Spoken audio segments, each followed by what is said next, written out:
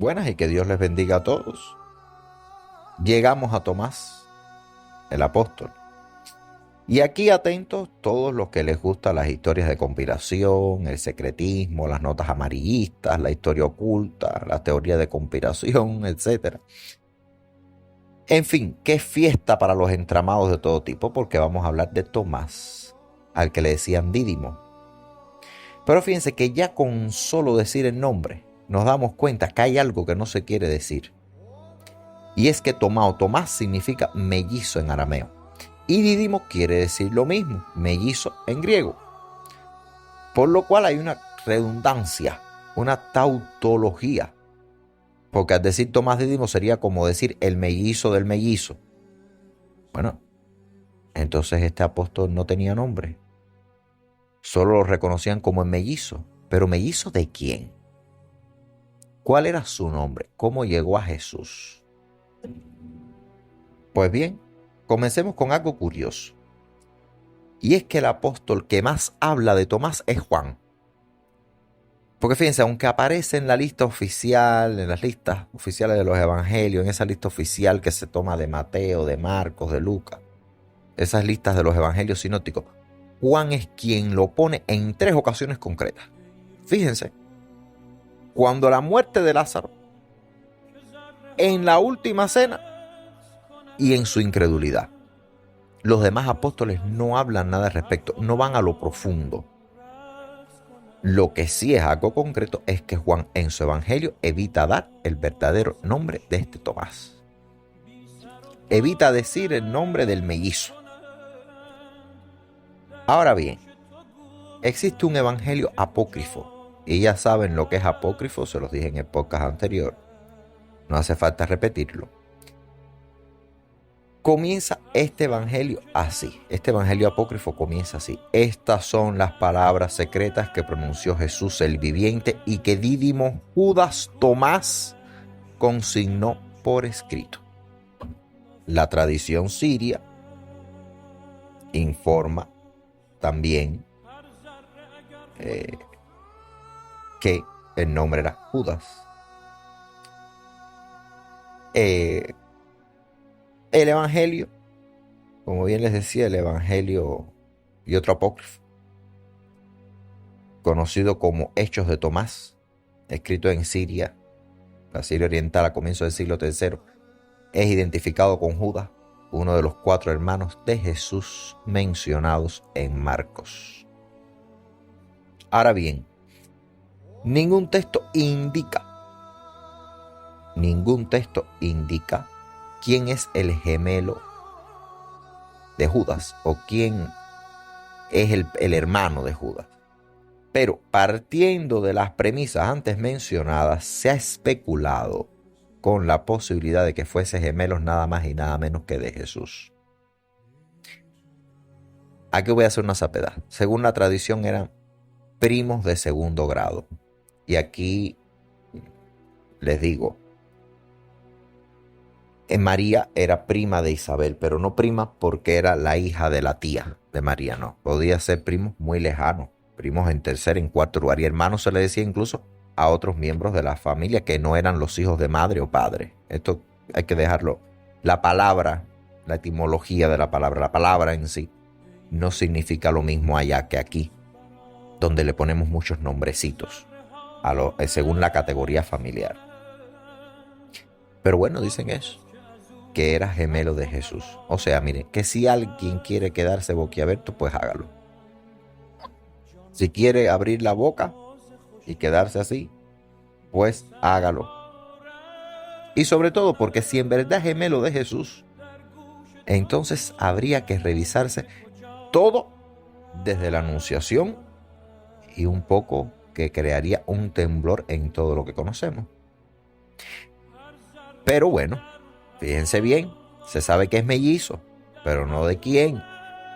Podría ser, como se cree, hermano de Jesús, pero no se mellizo de este, sino de otro. O sea, nació Jesús y después de Jesús nació este hombre con otro, o con su gemelo, con su mellizo. O sea, se especula. Ustedes, por eso les decía que esto va a ser una nota amarilla. Bueno, es mellizo. ¿Mellizo de quién? De Jesús. No, eso es muy fácil. Yo tengo hermanos mellizos, pero bueno, nacieron, no son mellizos míos. Nacieron después de mí. O sea que se ha querido colocar, Jesús tenía un mellizo, no sé con qué propósito, no sé si es con el propósito de levantar audiencias o no sé. El caso es que, claro, Jesús tenía un hermano y ese hermano de Jesús era gemelo con otro. No pasa nada. O sea, tampoco sabemos si era hermano por parte de José, que no es padre de Jesús en la carne, o por parte de María y José, entonces sí serían medios hermanos. Pero lo más importante es lo siguiente. Según el martirologio, él no muere en Jerusalén, sino que sufre el martirio en la India. Y aunque muchos se rían, existe una tradición de que realmente no evangelizó en la India, sino en las Indias, es decir, América. Y que el manto o la tilma donde quedó impresa la Virgen de Guadalupe, esto interesante para México, era en realidad el manto de Tomás. Pero, señores, históricamente esto es inconsistente. Esto es improbable. Aunque en la tradición ha quedado y muchos dicen que el manto de la Virgen María es, o sea, la imagen de la Virgen de Guadalupe no es sobre la tilma de Juan Dios, sino que fue en el manto de Tomás. Bueno, pero entonces, ¿quién es Tomás? Bueno, ¿recuerdan que Juan intentaba ocultar su nombre? Pues bien, recuerden que los evangelios se escriben luego de la muerte de Jesús. Y ustedes recuerdan que Judas Iscariotes lo traiciona, ¿verdad? Pues nosotros aquí, y aquí sí me incluyo, perdonando la inmodestia, en que tal cual se recoge en algunos documentos de muchos autores de ese mismo periodo, el nombre de Judas se retira, porque era un nombre vergonzoso.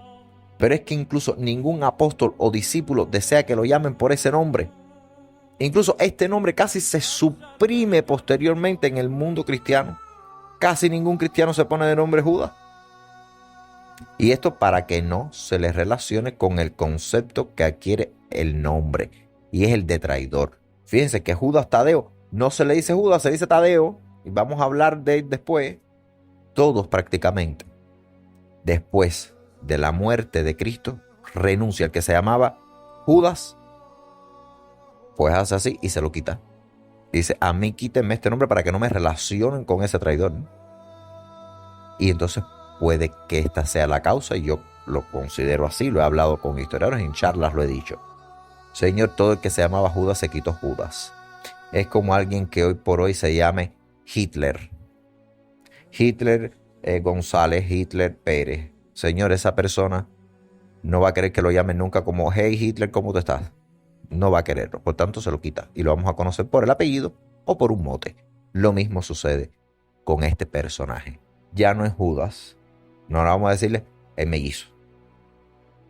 El mellizo tal y Tadeo tal, pero el nombre de Judas se suprime. Nadie quería que lo vincularan con ese nombre, porque los textos, a veces sacados de contexto, nos dicen, bueno, ¿de qué Judas están hablando?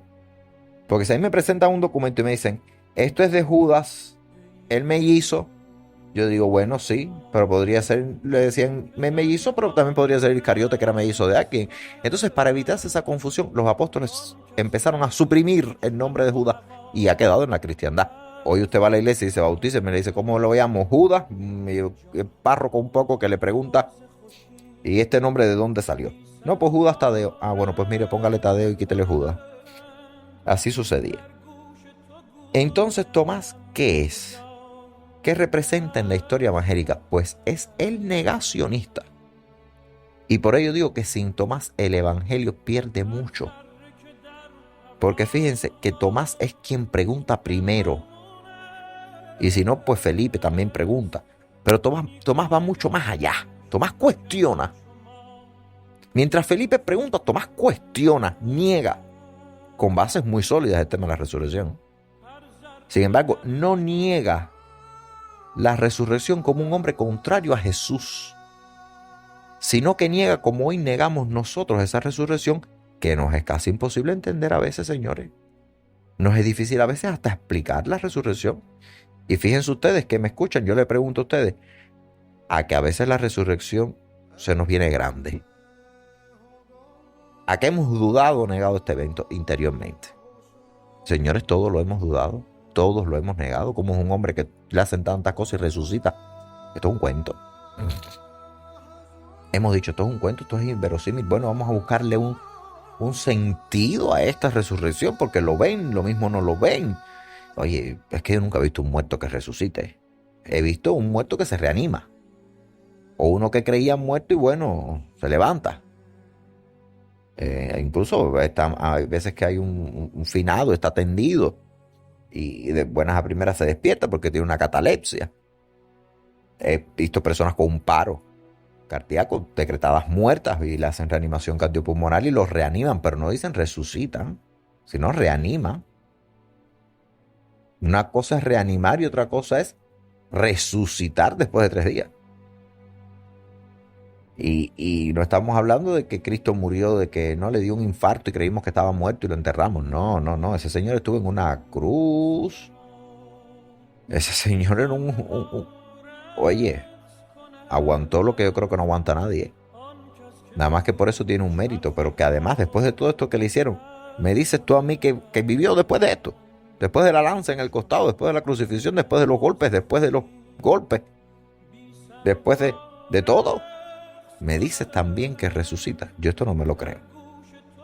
Entonces yo siempre le digo, cuando ustedes duden de la resurrección, vayan a Tomás. Porque para eso está Tomás en el Evangelio. Dense cuenta, para eso está Tomás en esta historia. No se coloca a Tomás por gusto, en el Evangelio no se escribió nada por escribir.